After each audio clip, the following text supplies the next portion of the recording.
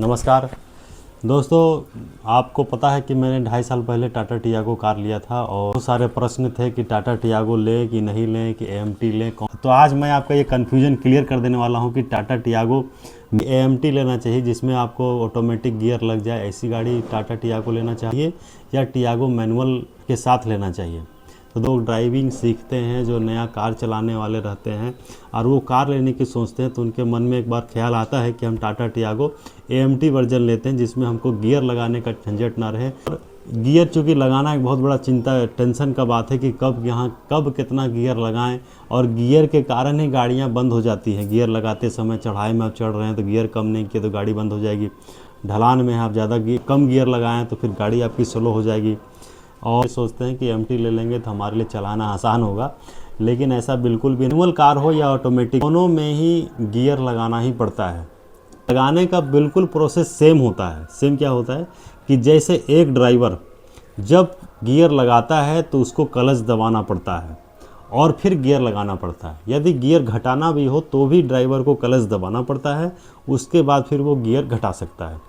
उसी तरह से ऑटोमेटिक में भी कार खुद निर्धारित करता है गियर लगाना है या गियर घटाना है। ऑटोमेटिक गियर वाले कार में एक्चुएटर लगा रहता है, वो एक्चुएटर क्लच को दबाता है। एक कार के कंप्यूटर ने कहा कि गियर लगाना है तो एक्चुएटर क्या करता है, क्लच को दबा देता है और तुरंत दूसरा एक्चुएटर क्या करता है कि गियर को लगा देता है और फिर गाड़ी चलने लगता है। तो इस कारण जो ऑटोमेटिक गाड़ियां होती हैं वो उसमें आपको झटका महसूस हो सकता है गियर लगाते समय, और वो कभी कभी पहाड़ी एरियो में जो हिल एरिया होता है उसमें लॉन्ग ड्राइव में भी कभी कभी दिक्कत आता है। ऑटोमेटिक कार के फ़ायदे भी ये बहुत सारे हैं, जैसे आप शहरों में चलते हैं या बिल्कुल नया ड्राइवर हैं या आप जहाँ बहुत ट्रैफिक होता है उस जगह पर आप चलाना चाहते हैं तो ऑटोमेटिक कार आपके लिए आसान होगा यदि नए ड्राइवर हैं तब। तो दोस्तों, मैनुअल कार ज़्यादा मजबूत होता है ऑटोमेटिक कार से, क्यों? उसका खर्चा भी कम आता है और उसमें गियर को ज़्यादा नुकसान भी नहीं पहुंचता है और वो गाड़ियां हर जगह पर चल सकती हैं, चाहे वो पहाड़ हो, समतल एरिया हो। ये 1000-2000 किलोमीटर चलाने के बाद गियर लगाने का जो टेंशन है उससे आपको निजात मिल जाएगा, क्योंकि थोड़ा दिन में आपको हैबिट होता है। यदि आप बाइक चलाते हैं गियर वाला बाइक, तो आपको पता होगा कि आपको गियर लगाने या घटाने के लिए सोचना नहीं पड़ता है, बल्कि खुद आपको महसूस हो जाता है कि कब गियर लगाना है कब गियर घटाना है। तो थोड़ा दिन कार हैबिट होने के बाद जो है वो आपको ये सोचने की आवश्यकता नहीं पड़ती है कि हम कार में गियर लगाएं कि गियर घटाएं।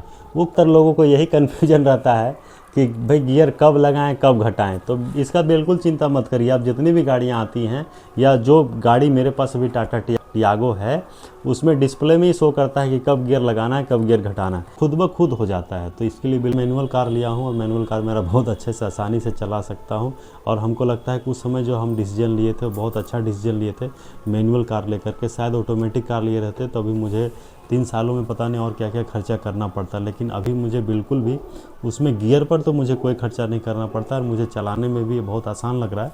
कोई एएमटी कार लेना चाहते हैं कि मुझे कार चलाना नहीं आता है तो मुझे बिना गियर वाला कार ले लें तो वो ज़्यादा मेरे लिए फ़ायदेमंद होगा, मतलब ज़्यादा हम आसानी से उसको चला सकते हैं। ये सोच के आप यदि ऑटोमेटिक कार लेना चाहते हैं तो आप बिल्कुल भी मत लीजिए, बिल्कुल गियर वाला लीजिए।